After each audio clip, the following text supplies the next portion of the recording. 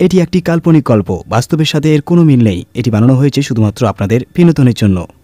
নমস্কার বন্ধুরা, সবাইকে স্বাগত আবারও আমার এই বঙ্গ হরর স্টোরি ইউটিউব চ্যানেলে। আগের গল্পটি ছিল তারানাথ তান্ত্রিক ও কাপালিকে নিয়ে, কিন্তু আজকের এই গল্পটি হতে চলেছে আসামের একটি প্রখ্যাত জায়গা নাম ডিব্রুগড়কে নিয়ে। আর আজকে আমি যেই চরিত্রটি পাঠ করতে চলেছি সেই চরিত্রের নাম সঞ্জয় সোনি। গল্পটি শুরু করার আগে একটি ছোট্ট বার্তা। আমার গল্প আপনারা অনেকেই শোনেন কিন্তু সাবস্ক্রাইব করেন না, তাই ছোট্ট অনুরোধ, গল্পগুলি সব সময় হাতের নাগালে পেতে চাইলে সাবস্ক্রাইব করে রাখুন এবং নতুন গল্প সাথে সাথে পেতে বেল আইকনে ক্লিক করে অল করে রাখুন। ধন্যবাদ। তাহলে চলুন শুরু করি গল্প। এই গল্পটি 1975 সালের, যখন আমার দাদু গণেশ প্রসাদ সোনি আসামের একটি ছোট্ট গ্রাম ডিব্রুগড়ে থাকতেন। দাদু অত্যন্ত সাহসী মানুষ ছিলেন এবং কুসংস্কারে মোটেও বিশ্বাস করতেন না, কিন্তু সেই রাতে যা ঘটেছিল তা তার জীবনকে চিরতরে পরিবর্তন করে দিয়েছিল। ডিব্রুগড়ের বাইরে একটি নদী ছিল যাকে মানুষ মৃতদের নদী বলে ডাকত। গ্রামের প্রবীণদের মতে এই নদীতে কিছু একটা থাকে যা মানুষের সাথে কথা বলে, তাদের ভুলিয়ে নিয়ে যায় এবং তারপর আর কখনো ফিরে আসতে দেয় না। কিন্তু দাদুর এইসব কথায় হাসি পেত। তিনি বলতেন, এটা কি সব আজগুবি, কোনো ভূতপ্রেত আবার হয় নাকি? এগুলো সব মনের কল্পনা। তিনি অনেকবার তার বন্ধুদেরও এসব কথা বলেছিলেন, তবে গ্রামের প্রবীণরা তাকে সাবধান করেছিলেন। গণেশ, দিনে যতবার খুশি যাস, কিন্তু রাতে নদীর কাছে যাস না। যদি কেউ তোকে ডেকে নিয়ে যেতে চায় তবে যাবি না, কারণ সে মানুষ নয়। তারপর এলো সেই রাত যেটি সব কিছু পাল্টে দিল। একদিন কাজের সূত্রে দাদুকে গ্রাম থেকে একটু দূরে যেতে হয়। ফিরে আসতে আসতে রাত 11:30 বেজে গিয়েছিল। রাস্তা সম্পূর্ণ শুনশান ছিল, চারপাশে কেউ ছিল না, শুধু নদীর কাছ থেকে আসা পানির মৃদু শব্দ আর ঝিঝি পোকার ডাক শোনা যাচ্ছিল। দাদু যখন নদীর কাছে পৌঁছালেন তখন একজন মানুষকে দাঁড়িয়ে থাকতে দেখলেন। আরে গণেশ দাদা, আরে গণেশ দাদা। এই কথা শুনে দাদু চমকে গেলেন। সেই কণ্ঠস্বর পরিচিত লাগছিল। ভালো করে দেখলেন সেটা তার পুরনো বন্ধু বিক্রম। আরে বিক্রম, এত রাতে এখানে কি করছিস? বিক্রম হাসি দিয়ে বলল, দাদা, আমি তো মাছ ধরতে এসেছি। দেখো না, আমার জাল নদীতে পড়ে আছে। চলো না একটু দেখে আসি কোনো মাছ পড়েছে কিনা। এই কথা শুনে দাদুর একটু অদ্ভুত লাগলো। আরে এত রাত্রে মাছ ধরতে কে আসে? কিন্তু যেহেতু বিক্রম তার পুরনো বন্ধু ছিল তাই খুব একটা সন্দেহ করলেন না। আচ্ছা চল দেখি তোর জালে কিছু পড়েছে কিনা। দাদু বিক্রমের সাথে নদীর দিকে এগিয়ে চললেন। তবে নদীর কাছে যাওয়ার সাথে সাথেই দাদুর অদ্ভুত লাগতে শুরু করলো। বাতাস হঠাৎ ঠান্ডা হয়ে গেল। চারপাশে একটা পচা গন্ধ ছড়িয়ে পড়ল, যেন পচা মাংস আর দুর্গন্ধময় জল। সেই পচা গন্ধে দাদুর মন অস্বস্তিতে ভরে গেল। কিছু ঠিকঠাক লাগছিল না। তারপর হঠাৎ তিনি দেখলেন বিক্রমের পা মাটিতে নেই, বরং সে কয়েক ইঞ্চি উপরে বাতাসে ভাসছে।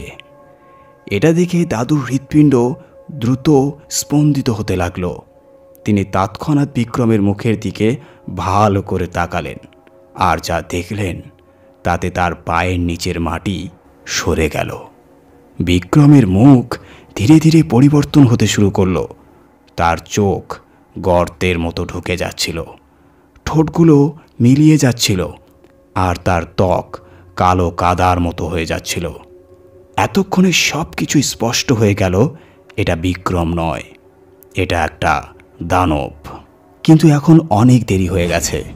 গণেশ দাদা দেখলেন সেই জিনিসটা ধীরে ধীরে লম্বা হয়ে যাচ্ছে। এখন তার হাড়গুলো লম্বা হতে শুরু করলো, পা দুটো ক্রমশ লম্বা হচ্ছিল, আর তার আঙ্গুলগুলো সরু সরু সূচালো আর কাঁটার মতো হয়ে যাচ্ছিল। তার কালো নোংরা চামড়া থেকে আঠালো পদার্থ চুইয়ে পড়ছিল। দাদু সম্পূর্ণভাবে হতবুদ্ধি হয়ে গেলেন। তার শরীর অসাড় হয়ে পড়ল।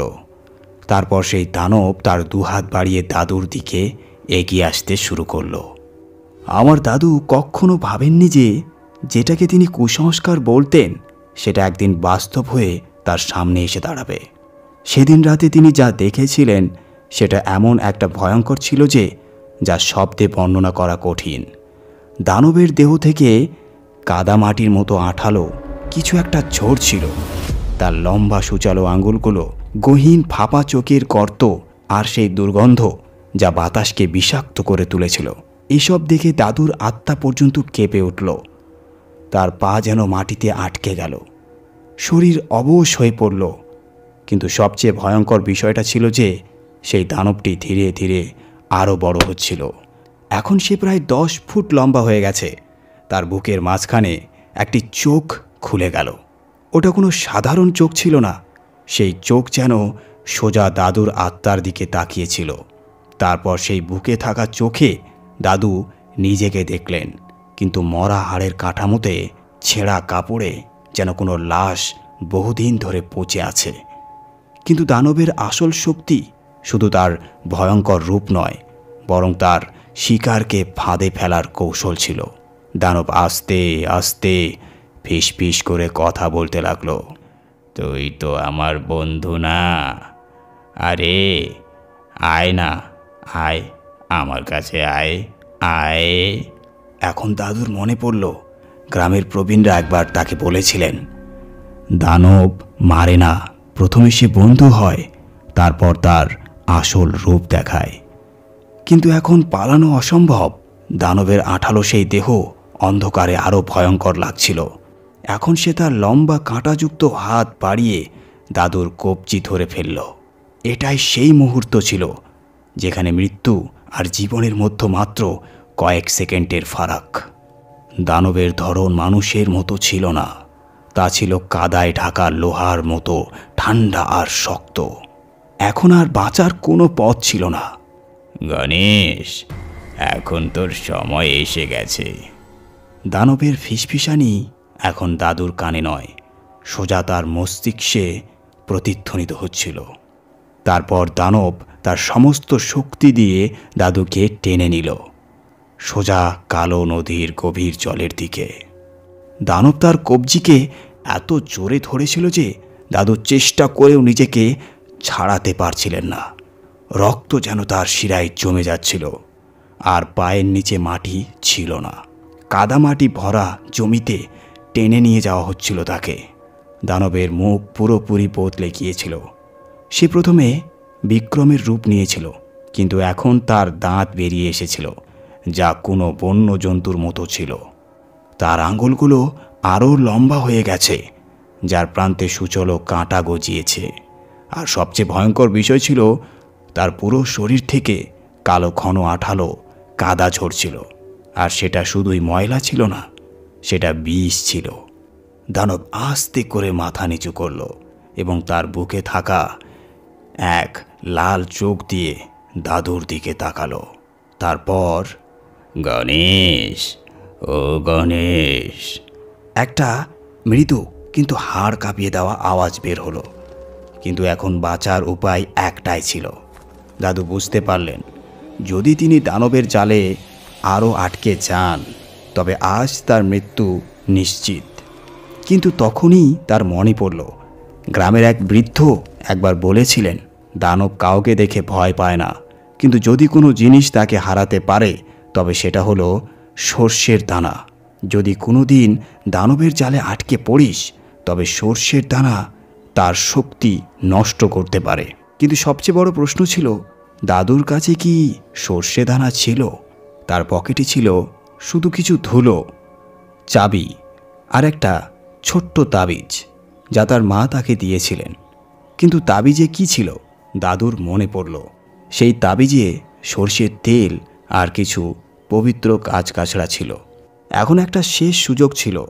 যদি তাবিজ কাজ করে তবে প্রাণ বাঁচবে, আর যদি না করে তবে দানব তাকে নদীতে টেনে নিয়ে যাবে, আর তারপর তিনি আর কখনো ফিরবেন না। ঠিক তখনই দানব হঠাৎ একটা ঝাঁকুনি দিল এবং দাদুকে তুলে বাতাসে ছুঁড়ে দিল। দাদু সব সময় শুনছিলেন, যখন মানুষের মৃত্যু কাছাকাছি আসে তখন কয়েক সেকেন্ডের জন্য সব কিছু ধীর হয়ে যায়। কিন্তু সেদিন রাতে প্রথমবার তিনি অনুভব করলেন যে এই কথা সত্যি। চারপাশে অন্ধকার, বাতাসে সেই অদ্ভুত গন্ধ, আর নিচে বইছে কালো নদী। তার চোখের সামনে শুধু দুটো জিনিস ছিল। প্রথম, তিনি সরাসরি নদীতে পড়ে চিরতরে হারিয়ে যাবেন, আর দ্বিতীয়, শেষ চেষ্টা করে নিজের প্রাণ বাঁচাবেন। কিন্তু ঠিক তখনই দাদু আরও একটা ভয়ঙ্কর দৃশ্য দেখলেন। নদীর তীরে জলের ওপারে কিছু একটা ঝকঝক করছিল। তিনি ভালো করে দেখলেন, আর তার শ্বাস বন্ধ হয়ে গেল। সেখানে অনেকগুলো মানুষের হাড় ছড়িয়েছিল, কিছু খুলি, কিছু আধপোড়া হাড়ের টুকরো।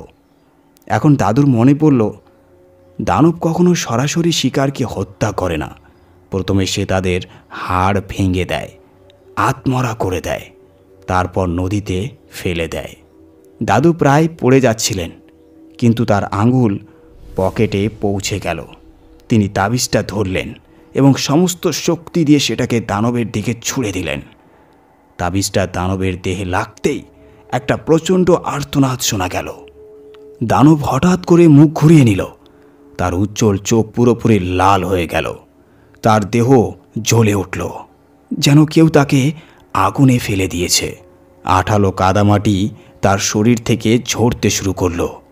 সে তার দুই হাত কাঁপতে কাঁপতে বাতাসে ঘোরাতে লাগল। এই সুযোগে দাদু নদীতে পড়ার আগে একটা গাছের ডাল ধরে ফেলতে পারলেন। তিনি সমস্ত শক্তি দিয়ে নিজেকে উপরে টানলেন এবং দ্রুত সেই জায়গা থেকে পালানোর চেষ্টা করতে লাগলেন। কিন্তু দানব তখনও মরেনি। তার পুরো কালো চামড়া খসে পড়ছিল, কিন্তু সে তখনও জীবিত ছিল। তখন দানব তার ছোলা বের করল। সেই ছোলা যা যেই মানুষ ছোঁয় সে হয় চিরতরে মুক্ত, নয়তোবা তার আত্মা বন্দী হয়ে যায়। দাদুর শ্বাস দ্রুত হয়ে গিয়েছিল, পা কাদায় ডুবে যাচ্ছিল, হাতে খোঁচা লেগে গিয়েছিল। কিন্তু মৃত্যুর হাত থেকে বাঁচার ইচ্ছা মানুষকে অদ্ভুত এক শক্তি দেয়। কিন্তু আসল বিপদ তখনই এলো যখন দাদু দৌড়াতে শুরু করলেন। তখন তার কানে একটা অদ্ভুত আওয়াজ শোনা গেল, থাম থাম। দানব পুরোপুরি বদলে গিয়েছিল। সর্ষের প্রভাবে তার পুরো শরীর পুড়ে গিয়েছিল, কিন্তু তার চোখ তখনও জ্বলছিল। এবং তখনই সে তার ছোলা খুলে ফেলল। গ্রামের বয়স্করা বলতেন, দানবের কাছে একটা জাদুকরী ছোলা থাকে, তার সমস্ত শক্তি সেই ছোলায় বন্দী থাকে। আর যদি কোনো মানুষ ভুল করে সেই ছোলা ছুঁয়ে ফেলে, তাহলে সে হয় চিরতরে মুক্তি পায় বা তার আত্মা সেই ছোলায় বন্দী হয়ে যায়। এখন দাদুর কাছে মাত্র দুটো উপায় ছিল, হয় অন্ধকারে না ফিরে দৌড়াতে থাকেন বা ছোলাটা ছিনিয়ে নিয়ে দানবকে চিরতরে হারিয়ে দেন। দাদু ভাবলেন, যদি আমি দৌড়াতে থাকি এটা আমার পিছু নেবে, আমাকে এটাকে শেষ করতেই হবে। তারপর তিনি সাহস জোগাড় করলেন এবং পিছনে ফিরেই দানবের দিকে ছুটে গেলেন। দানব তাকে তাকিয়ে দেখল, কিন্তু এবার দাদুর হাতে সর্ষের তাবিজ ছিল। যেই দাদু দানবের কাছে পৌঁছালেন, তিনি সমস্ত শক্তি দিয়ে ঝোলাটা ধরে মাটিতে ফেললেন। কিন্তু ঝোলা মাটিতে পড়তেই এক প্রচণ্ড গুঞ্জন হলো। দানব খুব জোরে চিৎকার করতে লাগলো। তার শরীর এখন আরও লম্বা হতে লাগলো। 10 ফুট, ধীরে ধীরে 12 ফুট, তারপর 15 ফুট। এরপর এক ঝটকায় পুরোপুরি অদৃশ্য হয়ে গেল। শুধু ঝোলাটা মাটিতে পড়ে রইল। দাদু ধীরে ধীরে ঝোলার দিকে তাকালেন। এখন সবচেয়ে বড় প্রশ্ন ছিল, দাদুকে কি ঝোলা খুলতে হবে? যদি হ্যাঁ, তাহলে ভিতরে কি ছিল? ঝোলা মাটিতে পড়েছিল আর দানব পুরোপুরি অদৃশ্য হয়ে গিয়েছিল। চারপাশে অদ্ভুত এক নীরবতা ছিল। নদী তখনও কিন্তু বইছিল, কিন্তু জলের উপর কোনো নড়াচড়া ছিল না, যেন কোনো শক্তি তাকে ধরে রেখেছে। দাদুর মনে শুধু একটা প্রশ্ন চলছিল, আমার কি এটা খোলা উচিত? গ্রামের বয়স্করা বলতেন, যে ওই দানবের ঝোলা খুলেছে তার জীবন চিরতরে বদলে গেছে। কেউ হয়তো ধনী হয়ে গেছে, আর কেউ হয়তো নিজেই দানব হয়ে গেছে। দাদু ঝোলাটা আস্তে করে তুললেন, কিন্তু ঠিক তখনই ঝোলার ভিতর থেকে একটা নড়াচড়া শব্দ এলো, যেন ভিতরে কোনো জীবন্ত কিছু ফুঁসছে। দাদুর বুকের ভিতরটা কেঁপে উঠল। তিনি সাহস করে ঝোলার মুখ একটু খুললেন, আর যা দেখলেন তা দেখে তার আত্মা কেঁপে উঠল। ঝোলার ভিতরে একটা চোখ ছিল। হ্যাঁ, একটা জীবন্ত উজ্জ্বল লাল চোখ। সেই চোখ যা আগে দানবের বুকে ছিল, কিন্তু এখন সেটা ঝোলার ভিতরে ছিল এবং নড়ছিল। দাদু ভয়ে ঝোলাটা মাটিতে ছুঁড়ে দিলেন। এই জিনিস এখনো জীবিত। এখন তিনি বুঝতে পারলেন যে দানব পুরোপুরি মারা যায়নি, কিন্তু এখন দাদুর সামনে দুটো পথ ছিল। প্রথমত, ঝোলা নিয়ে পালিয়ে যাওয়া এবং এটাকে কোনো সাধুর কাছে নিয়ে যাওয়া, আর দ্বিতীয়ত এটাকে চিরতরে শেষ করার চেষ্টা। দাদু তৎক্ষণাৎ দ্বিতীয় পথ বেছে নিলেন, কিন্তু প্রশ্ন ছিল এই ঝোলাটা ধ্বংস করা যাবে কিভাবে? ঝোলাটা তখনও নড়ছিল, ভেতরের চোখটা ক্রমাগত জ্বলছিল। চারপাশে বাতাসে অদ্ভুত এক সাঁই সাঁই শব্দ হচ্ছিল, যেন কোনো অদৃশ্য শক্তি তাকে দেখছে। দাদু হঠাৎ করে ঝোলাটা তুলে নিলেন এবং সোজা গ্রামের দিকে দৌড়ালেন। গ্রামে পৌঁছে দাদু সরাসরি বাবা হরিদেবের বাড়ি গেলেন। বাবা গ্রামের সবচেয়ে প্রবীণ ও জ্ঞানী মানুষ ছিলেন। যেই বাবা ঝোলাটা দেখলেন, তার মুখ ফ্যাকাশে হয়ে গেল। তুই এটা কোথায় পেয়েছিস? গণেশ দাদু তখন পুরো ঘটনা খুলে বললেন। বাবা গভীর নিঃশ্বাস নিলেন এবং বললেন, যে ঝোলাটা তুই হাতে ধরেছিস, সেটা শুধু দানবের শক্তির উৎসাহ নয়, বরং তার আত্মাও। বাবা জানালেন যে দানব কোনো সাধারণ ভূত নয়, বরং এক অভিশপ্ত আত্মা। অনেক বছর আগে এই গ্রামে একজন ব্যক্তি ছিল, যার ছিল জাদুটোনার গভীর জ্ঞান।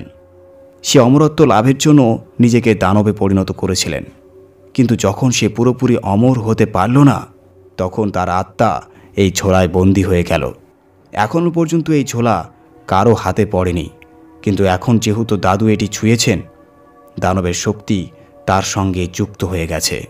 তারপর বাবা হরিদেব বললেন, যদি এই ঝোলাটিকে সঠিক পদ্ধতিতে ধ্বংস না করা হয়, তাহলে দানব আবার জেগে উঠতে পারে। বাবা দাদুকে বললেন, ঝোলাটিকে সর্ষের তেলের ভরা একটি গর্তে ফেলে দাও। যেই ঝোলা তেলের মধ্যে পড়ল, চারপাশে প্রচণ্ড চিৎকার গুঞ্জন উঠল। চিৎকার এত ভয়ঙ্কর ছিল যে পুরো মাটি কেঁপে উঠল। তারপর ঝোলাটা পুড়ে ছাই হয়ে গেল।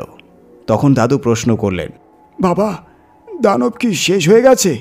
বাবা বললেন, হ্যাঁ, কিন্তু পুরোপুরি নয়, কারণ দানবের আত্মা এখন মুক্ত হয়ে গেছে। কিন্তু এখন সে ঝোলায় আবদ্ধ নেই, সে এখন বাতাসে ছড়িয়ে পড়েছে। এটা শুনে দাদু একটু স্তম্ভিত নিঃশ্বাস ফেললেন। কিন্তু ঠিক যখন তিনি বাড়িতে ফিরতে যাচ্ছিলেন, বাবা একটি শেষ কথা তাকে বললেন, গণেশ, যদি কখনো তোর চারপাশে কোনো অচেনা মানুষের ছায়া অস্বাভাবিক মনে হয়, তাহলে সাবধানে থাকবি, কারণ দানব পুরোপুরি মরেনি, সে এখনও কারো শরীর খুঁজেই চলেছে। আমার দাদু আমাদের এই গল্পটা অনেক বছর পরে শুনিয়েছিলেন, কিন্তু একটা অদ্ভুত ব্যাপার ছিল, তিনি আর কখনো নদীর দিকে যাওয়ার সাহস পাননি। আর সবচেয়ে ভয়ঙ্কর কথা, তার বাড়ির সামনে সব সময় একটা ছায়া দেখা যেত, যা কিছুক্ষণ দাঁড়িয়ে থাকত, তারপর হঠাৎ করে অদৃশ্য হয়ে যেত। যেমন প্রথম গল্পটা আমি আপনাদের বললাম, আশা করি এটা আপনাদের ভালো লেগেছে। এখন এই দ্বিতীয় গল্পটা বলছি, এটা আগের চেয়েও বেশি ভয়ঙ্কর। এই ঘটনা আমার বাবার বন্ধু অজয়ের সাথে ঘটেছিল। 1982 সালের কথা, যখন আসামের ছোট্ট গ্রাম মাজুলিতে এমন কিছু ঘটেছিল যা আজও মানুষ মনে করে কেঁপে ওঠে। গ্রামের কাছে একটা পুরনো ভাঙ্গা ব্রিজ ছিল, যেটা বহু বছর ধরে ব্যবহার হয় না। বয়স্করা বলতেন, যে কেউ রাতের বেলায় এই ব্রিজের কাছে যায়, সে আর কখনো ফিরে আসে না, আর যদি ফেরে তাহলে সে আর আগের মতো থাকে না। অজয় এসব বিশ্বাস করতো না। তার মতে এটা গ্রামের মানুষের মনে থাকা ভয়ের কল্পনা ছাড়া আর কিছুই নয়। এক রাতে অজয় তার বন্ধুদের সাথে মেলা থেকে ফিরছিল।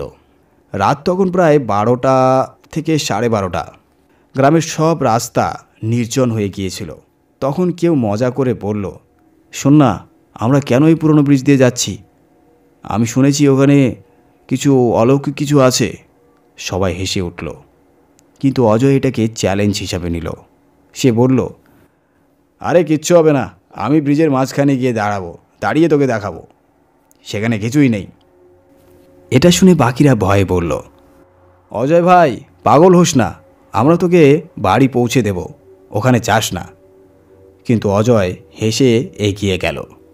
যেই সে ব্রিজের কাঠের তক্তায় প্রথম পা রাখল, কাঠের তক্তাগুলো কড়মড় করে উঠল। পিছনে দাঁড়ানো এক বন্ধু বলল, অজয় শোন, ফিরে আয় ভাই, এই ব্রিজ অনেক পুরনো, তুই পড়ে যাবি। কিন্তু অজয় হেসে বলল, আরে এটা তো শুধু কাঠের শব্দ, কোনো ভূত নেই রে এর মধ্যে, হট। কিন্তু যেই সে দ্বিতীয় পা রাখল, সব কিছু স্বাভাবিক লাগছিল। কিন্তু তৃতীয় পা রাখতেই নদীর শব্দ হঠাৎ থেমে গেল। চারপাশে একেবারে নিস্তব্ধতা নেমে এলো। না জলের ঢেউ, না ঝিঝি পোকা, কিছুই নেই। অজয় পিছনে তাকিয়ে দেখল তার বন্ধুরা তখনও ব্রিজের প্রান্তে দাঁড়িয়েছিল, কিন্তু তাদের মুখে অদ্ভুত কিছু ছিল। তাদের চোখে ভয় ছিল। একজন কাঁপা কাঁপা কণ্ঠে বলল, অজয়, তোর পিছনে দেখ, কেউ দাঁড়িয়ে আছে। অজয় ধীরে ধীরে বন্ধুদের দিকে তাকালো, কিন্তু অজয় তখনও এটাকে মজা ভাবছিল। সে হেসে বলল, কি হলো রে, তোমরা কি মজা করছো আমার সাথে? কিন্তু বন্ধুদের চোখ তখনও ঠিক একই জায়গায় আটকে ছিল, অজয়ের ঠিক পেছনে। এখন অজয়ের মনে একটু অস্বস্তি হলো। তার হৃদয় জোরে ধুকপুক করতে লাগলো। সে তৎক্ষণাৎ ঘাড় ঘুরিয়ে দেখল, কিন্তু সেখানে কেউ ছিল না। শুধু পুরনো গাছ, ভাঙা সেতু, আর দূরে অন্ধকারে জলের মৃদু গুঞ্জন। আরে এখানে কেউ নেই, কেন ফালতু ভয় দেখাচ্ছিস তোরা বলতো? কিন্তু ঠিক তখনই হাওয়ার দিক পাল্টে গেল। সেতুর নিচের বাতাস এখন উল্টো দিকে বইতে শুরু করলো, যেন কেউ খুব জোরে শ্বাস নিচ্ছে আর ছাড়ছে।